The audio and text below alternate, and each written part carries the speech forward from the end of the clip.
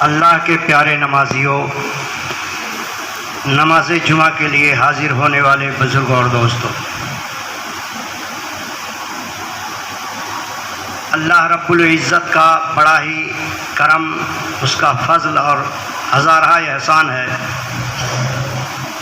کہ اس نے ہمیں نماز جمعہ کے لیے اپنے دربار میں باوضو ہو کر اکٹھا ہونے کی توفیق عطا فرمائی۔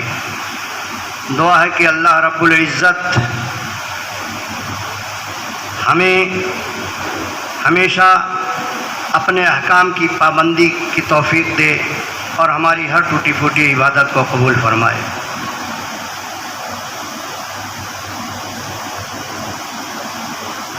حضرات گرامی، جیسا کہ ہم سبھی جانتے ہیں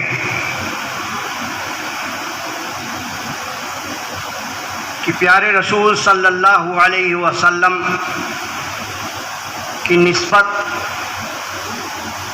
ہماری حیثیت سے، ہر حیثیت سے دین کا ایک اہم جز ہے، ستون ہے، جس کو الگ رہ کر کے ہم اپنی زندگی نہیں گزار سکتے۔ یہی وجہ ہے کہ لا الہ الا اللہ محمد الرسول اللہ ایمان کی بنیاد ہی، ایمان کا پہلا ستون ہی توحید اور رسالت پر قائم ہے۔ بغیر اس کے ہم صاحب ایمان نہیں ہو سکتے ہیں، اور بغیر اس پر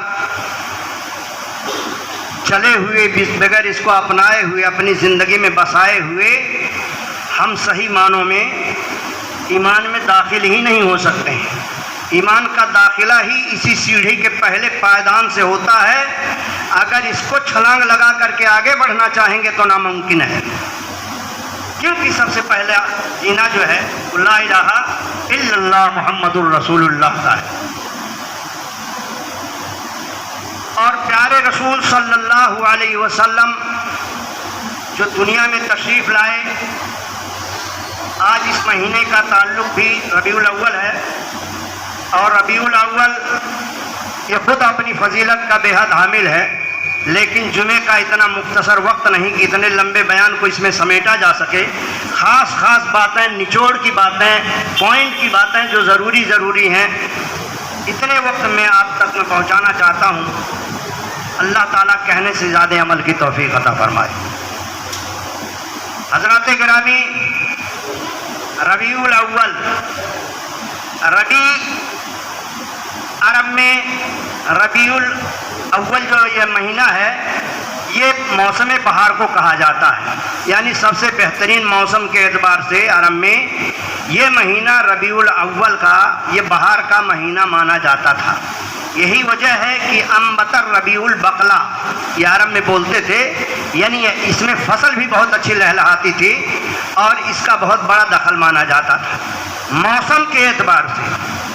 یہی مہینہ ہے جس کو اللہ رب العزت نے اپنے لاڈلے پیغمبر حضرت محمد صلی اللہ علیہ وسلم کو دنیا کے اندر ہم لوگوں کے لیے، ہماری ہدایت کے لیے، ہماری رہنمائی کے لیے، اسلام کے پیغام کو پہنچانے کے لیے، اللہ کا صاف پتہ بتانے کے لیے، اللہ سے تعلق جوڑنے کے لیے آقائے نامدار تاجدار مدینہ جناب محمد الرسول اللہ صلی اللہ علیہ وسلم کو اللہ تبارک و تعالیٰ نے سلسلہ بشریت کے ذریعے سے ہم تک پہنچایا اور پوری دنیا پر احسان کیا ہے۔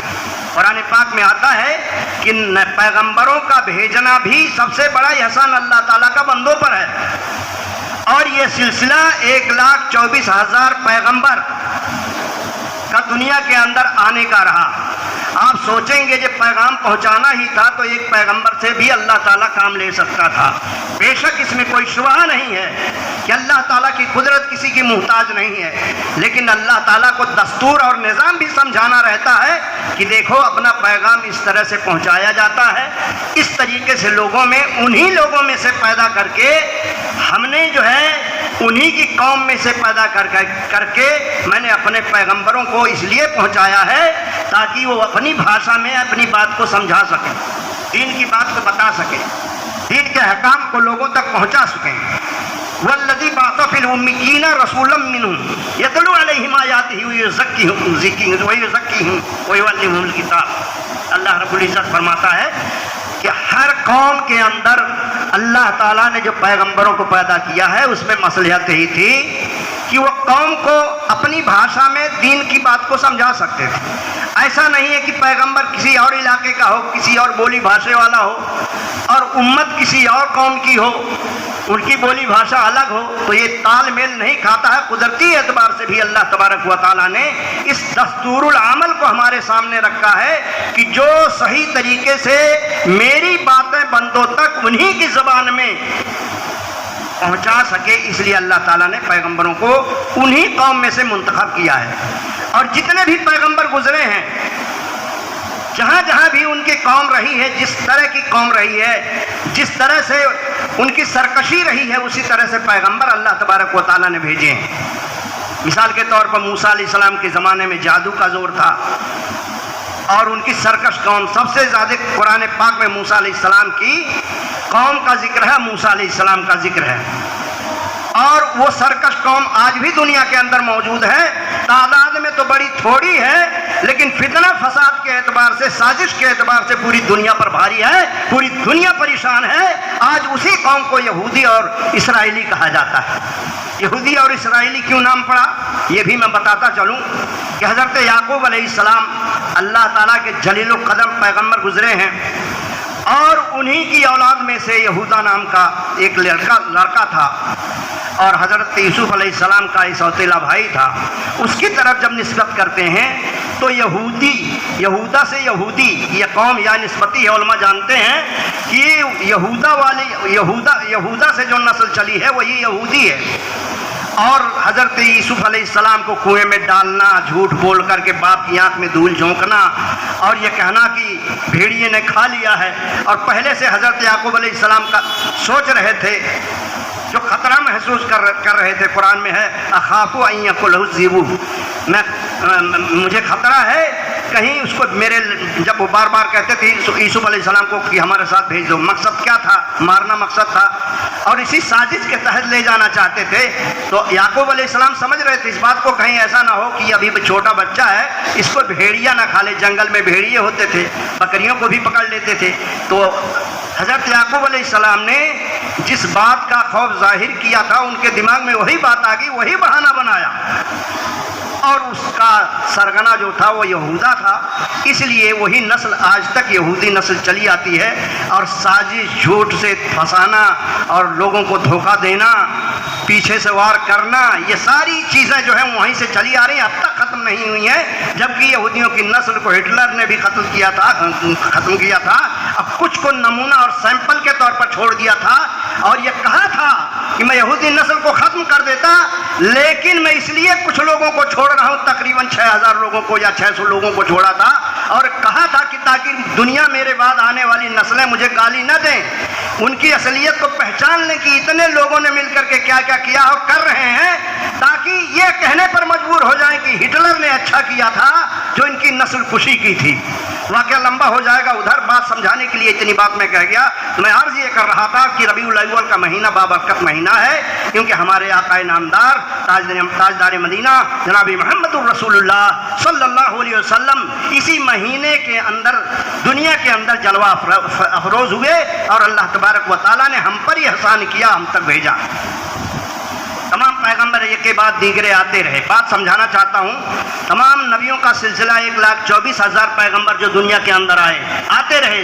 यूँ जी ज़रूरत पड़ती रही, अल्लाह की मसलहत, अल्लाह उसका हाकिम है, जो चाहे जिस तरह से चाहे, किसी का उसमें अमल दखल नहीं है। मेरे भाइयों, अल्लाह तबारक व तआला ने आदम अलैहिस्सलाम से सिलसिले तख्लीक़ आदम का सिलसिला जो शुरू किया और उसके बाद से लेकर के नबियों का भी सिलसिला साथ साथ जारी हुआ और नस्ल बढ़ती रही।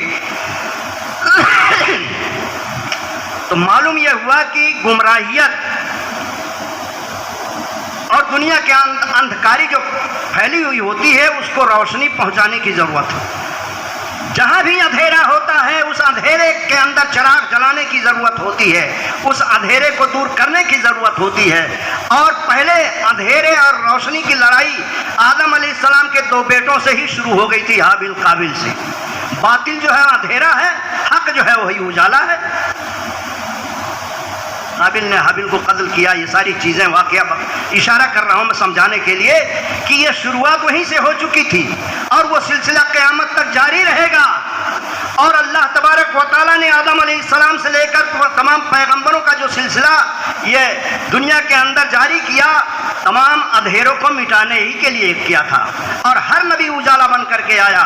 یہی ہے سراجم منیرہ کا لفظ اللہ تبارک و تعالیٰ نے پیغمبروں کے بارے میں بتایا کہ چراغ جلا کر کے روشن کر کے ہم نے دنیا کے اندر اس لیے اپنے پیغمبروں کو بھیجا تاکہ دنیا کے اندر جتنی اندھکاری مچی ہوئی ہو، جتنا زیادہ باطل کا اندھیرا چھا رہا ہو، اس کو مٹانے کی ضرورت ہے۔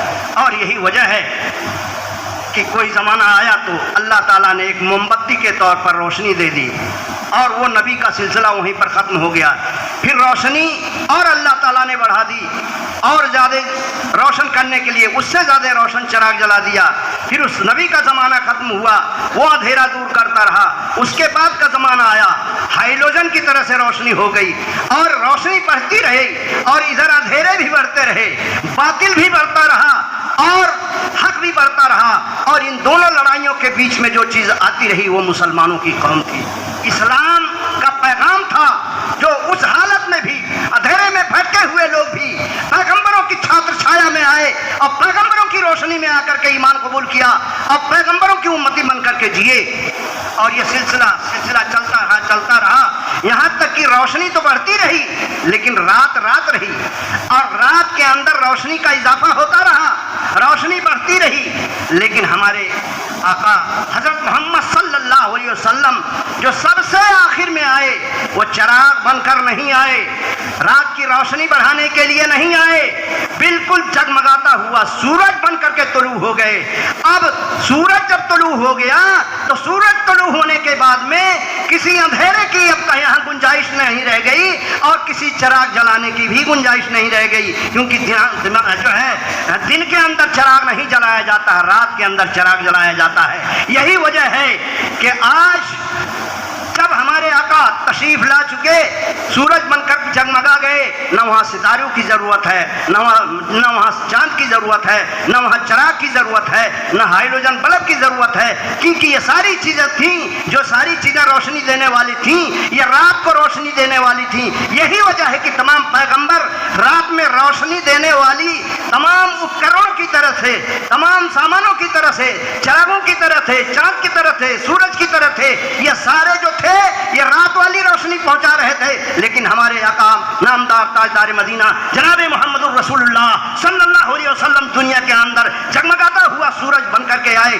کہ دنیا کی کوئی طاقت کرن کو نہیں مٹا سکتی ہے، اور یہ سورج اسی طرح سے جلتا رہے گا۔ پوری دنیا ایڑی چوٹی کا زور لگا لے اس سورج کو بجھانے کے لیے تو نہیں بجھا سکتی ہے۔ اللہ تعالیٰ فرماتا ہے لیطفئوا نور اللہ بافواہہم، یہ غیر قومیں اس کو بجھانا چاہتی ہیں لیکن یہ چراغ پھونکوں سے نہیں بجھایا جائے گا، یہ سورج مٹ نہیں سکتا ہے، اس کی کرنیں مدھم نہیں ہو سکتی ہیں۔ ہمارے آقا محمد الرسول اللہ صلی اللہ علیہ وسلم آخری پیغمبر بن کر کے آئے تو رات میں چراغوں کی ضرورت تھی، تمام چراغ بن کر کے اسی طرح سے پیغمبر آتے رہے، لیکن ہمارے آقا محمد الرسول اللہ صلی اللہ علیہ وسلم سورج بن کر کے آئے ہیں۔ سورج کے ہوتے ہوئے کسی چراغ چلانے کی ضرورت نہیں ہے، کسی چاند کی ضرورت نہیں ہے، کسی ستارے کی ضرورت نہیں ہے۔ ہمارے آقا سورج بن کر کے جگمگا رہے ہیں اور ان کی نبوت، ان کا دین، ان کی کتاب، یہ ساری چیزیں سورج بن کر کے قیامت تک جگمگاتی رہیں گی۔ دنیا کی کوئی طاقت اس کو مٹا نہیں سکتی ہے، بجھا نہیں سکتی۔ درود شریف پڑھ لیجیے، اللہم صلی علی سیدنا مولانا محمد وعلی سیدنا مولانا محمد وبارک وسلم۔ حضرت گرامی، تو آج ہمارے لیے بڑی خوش نصیبی کی بات ہے، خاص پوائنٹ کی باتیں میں بتا دینا چاہتا ہوں۔ یہ ربیع الاول ہمارے آقا حضرت محمد صلی اللہ علیہ وسلم دنیا کے اندر مبعوث ہوئے۔ اللہ تعالیٰ نے ہم پر انعام کے طور پر آخری پیغمبر بنا کر کے پیارے رسول صلی اللہ علیہ وسلم کو بھیجا، اور پیارے رسول صلی اللہ علیہ وسلم آخری پیغمبر ہیں، ان کی امت آخری امت ہے، ان کا قرآن آخری کتاب ہے، ان کے احکام آخری احکام ہے، اس کے بعد کسی نبی کی ضرورت نہیں ہے، دین مکمل ہو گیا۔ اللہ تبارک و تعالیٰ نے فرمایا الیوم اکملت لکم دینکم واتممت علیکم نعمتی ورضیت لکم الاسلام دینا، دین مکمل ہو گیا ہے، اب اس کے بعد صرف عمل کی ضرورت ہے، ایک دوسرے کو عمل میں جوڑنے کی ضرورت ہے۔ تو میرے بھائیوں آج یہ امت کو کام سونپ کر کے پیارے رسول اللہ صلی اللہ علیہ وسلم دنیا سے تشریف لے گئے اور وہ امانت، وہ بھار، وہ بوجھ ہمارے کاندھوں پر ڈال دیا کہ اگر تم نمازی ہو تو اس کو نمازی بناؤ جو نمازی نہیں ہے، اگر تم کلمہ پڑھتے ہو تو اس بھائی کو کلمہ یاد کراؤ جو کلمہ نہیں جانتا ہے، اگر کوئی آدمی بددینی کی طرف جا رہا ہے تو تمہارا کام ہی ہے، یہ کام تو میں کرتا تھا لیکن تم امتی ہو، اب میں دنیا سے پردہ فرما کر جا رہا ہوں، اب یہ تمہاری ذمہ داری ہے کہ اس بھائی کو ہدایت کے راستے سے لا کر کے جوڑو۔ یہی کام جماعت کے ذریعے سے بھی اللہ تعالیٰ نے لیا۔ اور جماعت کو کیا ضرورت ہے کہ کسی کی گالی سنے، جماعت کو کیا ضرورت ہے کہ کسی کی تکلیف برداشت کرے، اور جماعت کو کیا ضرورت ہے کہ وہ تو خود دین پر قائم ہے لیکن دوسرے کو کیوں کر رہا ہے؟ اس لیے کہ پیارے رسول صلی اللہ علیہ وسلم دیا کے ساگر تھے، آپ کے سینے کے اندر اپنی ہی بھلائی نہیں، پوری دنیا کی بھلائی، پوری مخلوق کی بھلائی تھی، اس لیے وہ درد اور کرب اور اضطراب لے کر کے دردہ جا کر کے دستک دیتے ہیں، اور ہر اس بھائی کو جو مسجد میں نہیں آتا ہم مسجد میں لانے کی کوشش کرتے ہیں۔ یہ پیغمبر آخر الزمان حضرت محمد صلی اللہ علیہ وسلم کی طائف کی سنت ہے جو ہم کو یاد دلاتی ہے کہ پیارے آقا لہو لہان ہو گئے لیکن اس جماعت کے کام کو، تبلیغ کے کام کو کرتے رہے، اور لوگوں نے کہا، فرشتوں نے کہا کہ آپ بد دعا کر دیجئے، لیکن کہا میں بد دعا نہیں کر سکتا ہوں، اگر یہ ایمان نہیں لائے ہیں تو ان کی نسلیں تو ایمان لائیں گی۔ اور وما ارسلناک الا رحمۃ للعالمین، اللہ تعالیٰ نے فرمایا کہ اے میرے پیارے پیغمبر، میں نے آپ کو سارے عالم کے لیے رحمت بنا کر کے بھیجا ہے۔ پیارے رسول صلی اللہ علیہ وسلم نے یہی جواب دیا کہ میں دنیا کے لیے رحمت بن کر کے آیا ہوں، زحمت بن کر کے نہیں آیا ہوں، اس لیے میں ان کے حق میں بھی دعائے خیر کرتا ہوں۔ آج وہی وجہ ہے کہ طائف اتنا بہترین علاقہ ہے پوری دنیا کے اندر، موسم کے لحاظ سے بھی ہر طرح کا پھل وہاں موجود ہے، ہر طرح کی آسانی موجود ہے، موسم وہاں کا خوشگوار ہے، اور رسول اللہ صلی اللہ علیہ وسلم کی دعائیں تھیں جو آج بھی طائف لہلا رہا ہے۔ جس طرح سے موسم کے اعتبار سے دھرتی کی جنت کشمیر کو کہا گیا، اسی طرح سے عرب کنٹری کے اندر طائف اس سرزمین کو پیارے رسول اللہ صلی اللہ علیہ وسلم کی دعا کے صدقے طفیل میں وہ فضیلت حاصل ہے کہ آج تک بھی ہر اعتبار سے پوری دنیا میں اس کا موسم بہت اچھا رہتا ہے۔ میں عرض کر رہا تھا میرے بھائیوں کہ پیارے رسول صلی اللہ علیہ وسلم اسی مہینے کے اندر مبعوث ہوئے۔ خاص باتیں یاد کر لیجئے، ہم لوگ تو خاص طور سے جوش میں آ کر کے سڑک پہ اتر جاتے ہیں، لیکن یہ دین کا تقاضا نہیں میرے بھائیوں۔ اگر ایسا تھا سڑکوں پہ اتر کر ہو ہا کر کے، نعرہ لگا کر کے، دھوم مچا کر کے اور کمکمے جلا کر کے اگر ہم کو دین مل جاتا، خدا کی قسم یہ دین کا نہ پیغام ہے۔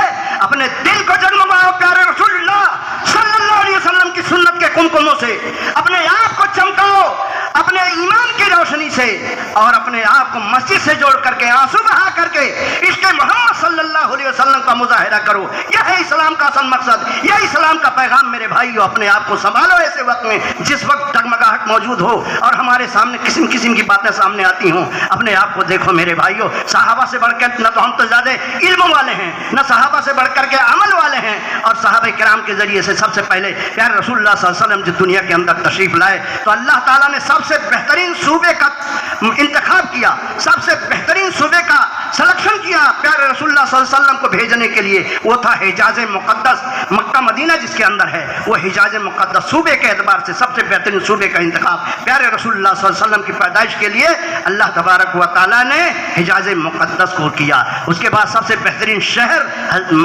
پیارے رسول اللہ صلی اللہ علیہ وسلم کی پیدائش کے لیے مکہ شریف کو چنا، اور اس کے بعد سب سے بہترین خاندان قریش جس کے اندر بنو ہاشم بھی تھے، بنو ہاشم اور بنو امیہ، خاندان کے اعتبار سے اگر دیکھا جائے تو آپ کو قریشی کہا جاتا ہے، اور جو ہے قبیلے کے اعتبار سے قریشی کہا جاتا ہے، خاندان کے اعتبار سے ہاشمی کہا جاتا ہے، کیونکہ بنو ہاشم اور بنو امیہ اسی خاندان کے اندر پیدا ہوئے، اور پھر لمبی تاریخ ہے، اس کو میں دہرانا نہیں چاہتا ہوں۔ سمجھانے کے لیے پیارے رسول اللہ صلی اللہ علیہ وسلم بنو ہاشم جو سب سے مشرف اور مکرم گھرانہ مانا جاتا تھا، اور اس اعتبار سے جبکہ دنیا کے اندر گناہ کا اندھیرا پوری دنیا کے اندر چھایا ہوا تھا، عرب کا دستور اس وقت کا تھا کہ لوگ، ان کا پیشہ یہی تھا، چوری ڈکیتی، راستے میں قافلہ لوٹ لینا، زنا وغیرہ کو عیب نہ سمجھنا، یہ ساری برائیاں بھری ہوئی تھی، اندھیرا ہی اندھیرا چھایا ہوا تھا، اور ہر مضبوط آدمی کمزور آدمی کو ایسے کھا جاتا تھا جیسے بڑی مچھلی چھوٹی مچھلی کو کھا جاتی ہے، اتنا اندھکار عرب کے اندر پھیلا ہوا تھا۔ ایسی حالت میں اللہ تبارک و تعالیٰ نے ہمارے آقا کو بھیجا، روشنی کا سورج بنا کر کے، اور پیارے رسول صلی اللہ علیہ وسلم کی سب سے زیادہ خاص بات یہ ہے کہ اس گناہ کے زمانے میں بھی، دور جاہلیت کے اندر بھی، جبکہ کوئی گناہ نہیں بچتا تھا کسی سے، لیکن پیارے رسول صلی اللہ علیہ وسلم کے خاندان کو اللہ تعالیٰ نے بالکل صاف و شفاف رکھا.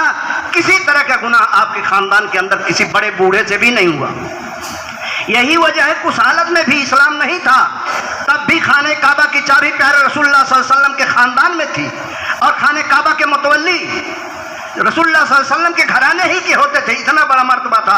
ایک جگہ پیارے رسول اللہ صلی اللہ علیہ وسلم اپنے اوپر فخر کرتے ہوئے اپنے خاندان پر کہتے ہیں کہ تاکہ دنیا مجھے غلط نہ سمجھے کہ میں غلط خاندان کا ہوں، آپ نے فرمایا انا من النکاح ولست من الصفا، کہ میرا سلسلہ نکاح سے ہے، یعنی جائز طریقے سے میری نسل بھی ہے، اور صفا بدکاری سے نہیں ہے، کوئی مجھے یہ نہ سمجھے. اور اس طرح سے رسول اللہ صلی اللہ علیہ وسلم کی فضیلت میرے بھائیوں ہے.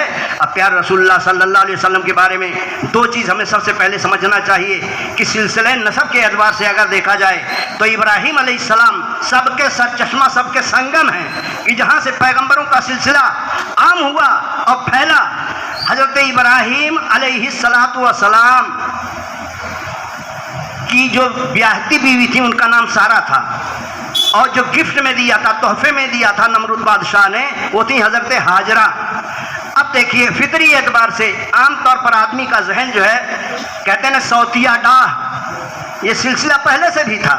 یہ اندرونی طور پر، فطری طور پر آدمی جو ہے جب دو عورتوں کو رکھتا ہے تو آپس میں کھٹمٹ ہو جاتی. تو چونکہ ہاجرہ پاپی تھی، کنیز تھی، اور کنیز کو گری نگاہوں سے لوگ دیکھتے تھے. اب بیاہتا جو تھی وہ گھر کی مالکہ بن کر کے رہتی تھی. تو حضرت سارہ کے ذریعے سے یہ بنی اسرائیل کا سلسلہ جتنا ہے، بنی اسرائیل دوسرا نام ہے وہی یہودی نسل کا، کیونکہ حضرت یعقوب علیہ السلام کا ہی ایک دوسرا نام تھا جن کو اسرائیل کہتے تھے. قرآن پاک میں پہلے پارے سے شروعات ہو جاتی ہے. اللہ تعالیٰ ارشاد فرماتا ہے یا بنی اسرائیل اذکروا نعمتی التي، آپ پڑھتے ہوں گے قرآن پاک میں تلاوت کرتے ہوں گے. وہ بنی اسرائیل یعقوب علیہ السلام کی وہی سنتان، وہی اولاد جو اس وقت سے سلسلہ یہ جاری رہا. اب بنی اسرائیل میں بہت سارے پیغمبر پیدا ہوئے، یہ سلسلہ چلا. لیکن سب سے بڑی ٹھیس کہاں پہنچی؟ بنی اسرائیل کے لوگ ہمیشہ اس لیے یہ بھید بھاؤ رکھتے تھے کہ دیکھو سارا کے خاندان سے، سارا کی نسل سے ہماری شاخہ چلتی ہے، اور محمد الرسول اللہ صلی اللہ علیہ وسلم جو خاندان اسماعیل علیہ السلام جو پیغمبر تھے، جن پر قربانی کی سنت، ساری چیزیں، یہ ساری چیزیں ہم لوگ امت محمدیہ ہو کر کے بھی آج بھی اس پر عمل کرتے ہیں، وہ حضرت اسماعیل علیہ السلام کی خاندان میں سے ہیں. اور حضرت اسماعیل علیہ السلام سے خاندان جو چلا ہے وہ ہمارے آقا محمد الرسول اللہ صلی اللہ علیہ وسلم کا چلا ہے. آج بھی وہی دماغ ہے کہ یہودی اور اسرائیلی مسلمانوں سے اس لیے نفرت کرتے ہیں کہ محمد الرسول اللہ کے امتی ہیں، اور محمد الرسول اللہ کے امتیوں کا سلسلہ اس پیغمبر سے جڑا ہوا ہے جو حضرت اسماعیل علیہ السلام سے جڑا ہوا ہے. اور حضرت اسماعیل علیہ السلام حضرت ہاجرہ کے پیٹ سے جو پیدا ہوئے تھے ان کے بارے میں دعا کی تھی حضرت ابراہیم علیہ السلام نے، الہ العالمین میں پیغمبر ہوں، میں دنیا سے جا رہا ہوں، لیکن میرا دین ابھی مکمل نہیں ہوا ہے. میرے اس ادھورے دین کو میرے خاندان میں ایک ایسا بچہ پیدا کر دے کہ جو میرے خاندان کو اتنا اجاگر کر دے کہ جو میں ادھورا کام چھوڑ کر کے جا رہا ہوں اس کو پورا کر دے. تو حضرت ابراہیم علیہ السلام، حدیث میں بھی آتا ہے، پیارے رسول ارشاد فرماتے ہیں کہ میں اپنے دادا ابراہیم علیہ السلام کی دعاؤں کا حاصل ہوں، اللہ تعالیٰ نے مجھے بھیجا ہے. حدیث میں الگ الگ لفظ آتے ہیں. ایک جگہ آتا ہے پیارے رسول ارشاد فرماتے ہیں انما بعثت معلما، میں تمہارے لیے استاد، سکھلانے والا بنا کر کے بھیجا گیا ہوں. ایک حدیث میں آتا ہے انما بعثت لاتمم مکارم الاخلاق، میں تمہارے لیے اس لیے بھیجا گیا ہوں کہ تمہارے اخلاق کو، تمہارے سبھاؤ کو، تمہارے چال چرتر کو بہتر کر دوں اور تم بہترین سے بہترین مسلمان ہو سکو. پیارے رسول اللہ صلی اللہ علیہ وسلم کا سلسلہ یہ جہاں آیا، اسی لیے کہا گیا ہے ہوئی پہلو آمینہ سے ہویدا، دعائے خلیل اور نوید مسیحا. پیارے رسول صلی اللہ علیہ وسلم کے بارے میں پہلے خوشخبری حضرت عیسیٰ علیہ السلام نے دی تھی. قرآن پاک میں اللہ تعالیٰ نے ارشاد فرمائی اسمہ احمد، احمد का लफ्ज़ कुरान के अंदर है। अब मोहम्मद तो पूरी सूरत ही नाजिल हुई है। अहमद मोहम्मद ये दोनों नया नाम था, नादिर नाम था। प्यारे रसूलुल्लाह सल्लल्लाहु अलैहि वसल्लम सरापा मौजज़ा है, एक एक चीज़ मौजज़ा है, हमारे लिए अमल के लिए नमूना है। वक्त सिमटता जा रहा मेरे भाइयों, पूरी तफसील से बात करने का वक्त नहीं, लेकिन एक उम्मती को हमेशा याद रखना चाहिए कि अपने आप पर फख्र महसूस करना चाहिए कि हम ऐसे नबी की उम्मत हैं जिनका उम्मती बनने के लिए मूसा अलैहिस्सलाम जैसे पैगंबर ने तमन्ना की थी, काश मैं भी उस नबी की उम्मत होता जो आखिर में पैदा होगा। बड़ी फजीलत हमारी रबीउल अव्वल महीने का पैगाम यह है। और एक आखिर में एक बात ख़त्म कर रहा हूँ अपनी, कि हमारे रसूल सल्लल्लाहु अलैहि वसल्लम हमारे मुहताज नहीं हैं। अल्लाह ताला ने इरशाद फरमाया वरफ़अना लका ज़िक्रक, ऐ पैगंबर आपके ज़िक्र को हमने बुलंद कर दिया है, बुलंद कर दिया है। और ये बुलंद करने का मुहताज नहीं आपका जिक्र कि कोई आएगा तो एहसान करेगा कि हमने मोहम्मद का जिक्र जो है बुलंद कर दिया है तो हमारे बुलंद करने से बुलंद हुआ है। ऐसा नहीं है मेरे भाइयों, प्यारे रसूल। और मैं एक बात और बता दूं, गैर कौमें जो अपने बड़े बड़े लोगों के, ऋषि मुनियों के या इसी तरह से अपने पूर्वजों के जो जन्मदिन मनाती हैं, वो इसलिए मनाती हैं कि इनकी यादगार ख़त्म ना हो जाए और इनको हमारी आने वाली नस्लें भूल ना जाएं, तो उनको ये डर है। लेकिन हमारे आका के बारे में ये डर नहीं है। क़यामत के तक के लिए अमर कर दिया है उनके जिक्र को अल्लाह तबारक व तआला ने।